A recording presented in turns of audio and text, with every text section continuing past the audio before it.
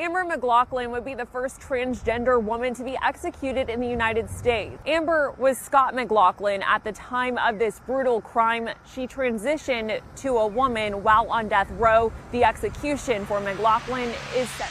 On January 3, 2023, Missouri carried out justice for a brutal murder that terrified the St. Louis community 20 years earlier. At 49 years old, Scott Amber McLaughlin was put to death for the sexual assault and murder of her ex-girlfriend Beverly Genther, a crime so savage it left investigators struggling to understand how a relationship could spiral into such violence. This case would make history as the first execution of an openly transgender person in the United States. But at its core, this is a story about a vicious killer who terrorized an innocent woman, a legal system that pursued justice despite decades of appeals, and a victim whose life was cut tragically short. Welcome to Primetime Crime. Born Scott McLaughlin on January 22, 1973 in St. Louis County, Missouri, the future killer's life was troubled from the very beginning. His biological mother was a prostitute who abandoned him, while his alcoholic father provided no care. Medical records would later show he suffered fetal alcohol syndrome, causing permanent brain damage and cognitive impairment. At 5 years old, he was adopted by a police officer and his family. While the adoptive family would later claim they provided care, McLaughlin alleged years of abuse. School records from age 8 noted serious psychological issues, with testing revealing an IQ of 82, ADHD, learning disabilities, and severe depression. During adolescence, McLaughlin began expressing a female gender identity, wearing women's clothing in secret. He dropped out of school after 11th grade and worked various manual labor jobs while struggling with mental health issues. In 1992, at age 19, McLaughlin's criminal behavior emerged when he was convicted of sexually assaulting a 14-year-old girl. This conviction made him a registered sex offender, a fact that would prove crucial in the investigation that followed. For the next decade, McLaughlin drifted through various jobs and relationships, displaying increasingly unstable behavior that concerned those around him. In 2002, McLaughlin met Beverly Genther, a 45-year-old divorced mother of 3 who worked at a graphics company in Earth City, Missouri. Beverly was a hardworking woman rebuilding her life after divorce. She had purchased her own home, bought a reliable car, and was breeding bull terriers as a side business. Friends described her as kind, independent, and determined to create a stable life for herself and her children. Beverly was the type of person who believed in giving others a chance. When she met McLaughlin, she saw someone who needed support and companionship. What she couldn't have known was that she was dealing with an individual whose obsessive tendencies would soon turn deadly. Their relationship lasted approximately 1 year, but it was marked by McLaughlin's increasingly controlling and possessive behavior. What started as attentiveness quickly became suffocating surveillance. McLaughlin would hide in bushes outside Beverly's workplace, watching her every move. She threatened Beverly's friends and co-workers, warning them to stay away from her woman. Beverly's colleagues noticed McLaughlin lurking around the office building, sometimes for hours at a time. The stalking behavior extended beyond the workplace. McLaughlin would follow Beverly to grocery stores, restaurants, and social gatherings. He monitored Beverly's phone calls and demanded to know her whereabouts at all times. Friends urged Beverly to end the relationship, recognizing the dangerous signs of an abusive partner. When Beverly finally gathered the courage to break up with McLaughlin in spring 2003, she thought her nightmare would end. Instead, it was just beginning. McLaughlin's harassment escalated dramatically after the breakup. He would drive by Beverly's house at all hours, sometimes parking outside for entire nights. Beverly's neighbors reported seeing a figure watching the house from across the street. Beverly installed new locks and considered moving, but McLaughlin always seemed to know where she was. The stalking reached a criminal level when McLaughlin burglarized Beverly's home while she was at work. He didn't just steal, he destroyed Beverly's personal belongings in a twisted display of rage. McLaughlin cut up Beverly's shoes, tore through her clothing, and ransacked her bedroom. The message was clear. If she couldn't have Beverly, she would make her life miserable. Beverly's fear was palpable to everyone around her. She confided to friends that she was terrified to go home, afraid to go to work, and constantly looking over her shoulder. The psychological torture was taking its toll on a woman who had simply tried to rebuild her life after divorce. On October 27, 2003, McLaughlin's criminal behavior caught up with him. Police arrested him during a high-speed chase after discovering $900 worth of Beverly's stolen property in his Ford Escort. The evidence was overwhelming: jewelry, electronics, and personal items that clearly belonged to Beverly. Beverly finally felt safe enough to take legal action. She worked with authorities to obtain a protective order against McLaughlin, hoping the legal system would keep her stalker at bay. The protective order was issued on November 20th, 2003. It should have been the end of Beverly's nightmare. Instead, it was the day McLaughlin decided to commit murder. That evening, McLaughlin made a calculated decision that would end one life and destroy another. He drove to Beverly's workplace and positioned himself in the bushes at the bottom of the office building steps. This wasn't a crime of passion.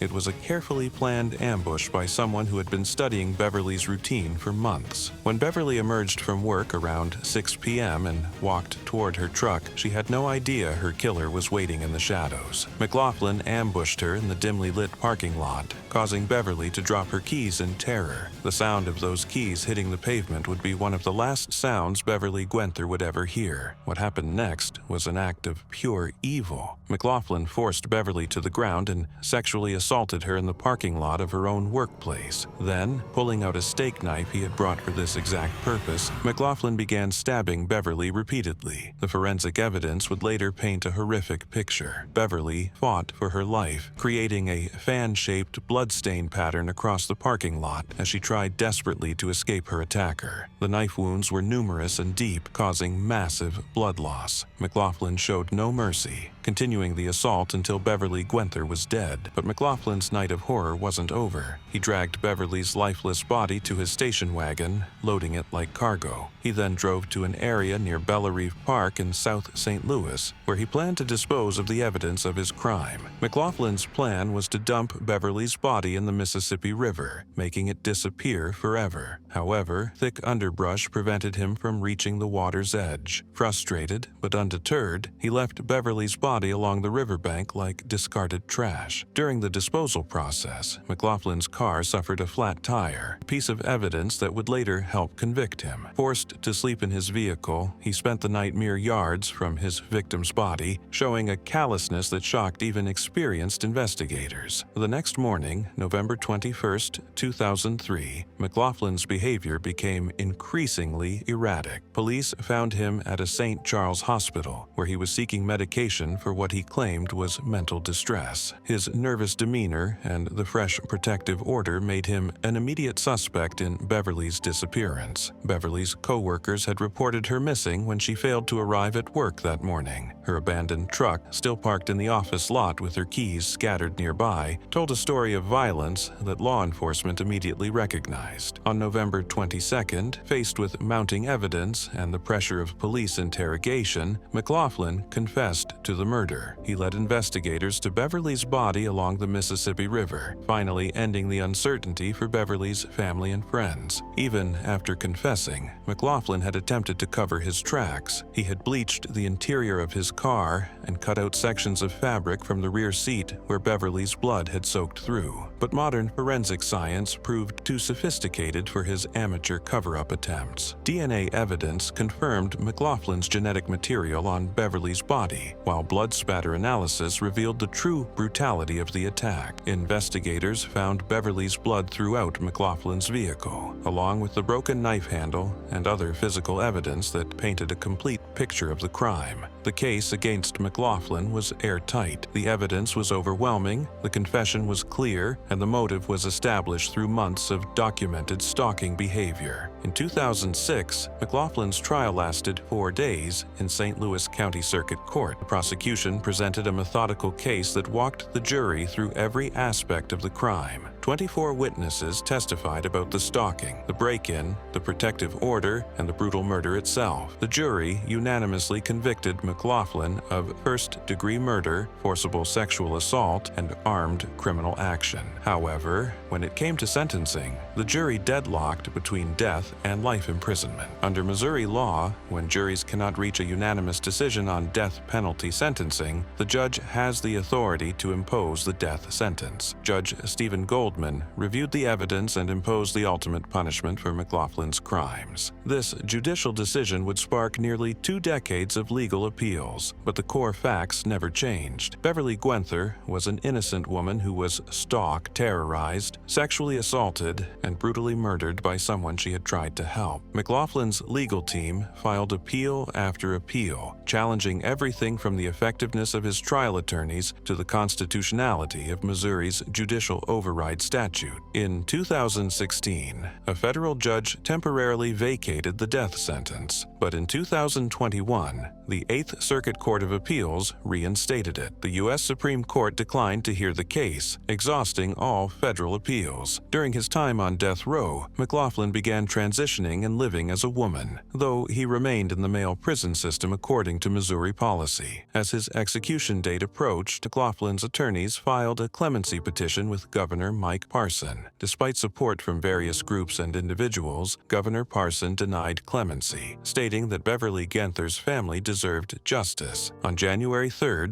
2023, McLaughlin was served his final meal at 10:48 a.m. a cheeseburger, French fries, strawberry milkshake, and peanut M&Ms. His final written statement, signed as Scott and submitted on New Year's Day, read, "I am sorry for what I did. I am a loving and caring person." At 6:39 p.m., the lethal injection process began. McLaughlin's final words were, "Ouch, ouch, ouch," which were uttered during the injection process right before he lost consciousness. McLaughlin was pronounced dead at 6:51 p.m. at age 49, nearly 20 years after Beverly Gwenther's murder. Beverly Gwenther's brother Al Wadapole witnessed the execution, finally seeing justice served for his sister's brutal murder. He remembered Beverly as a woman who was turning her life around and described McLaughlin as manipulative, controlling, and abusive. The execution closed a chapter on one of Missouri's most prolonged death penalty cases. While McLaughlin's gender identity made headlines, the fundamental truth remained unchanged. The cold-blooded killer had been held accountable for a heinous crime,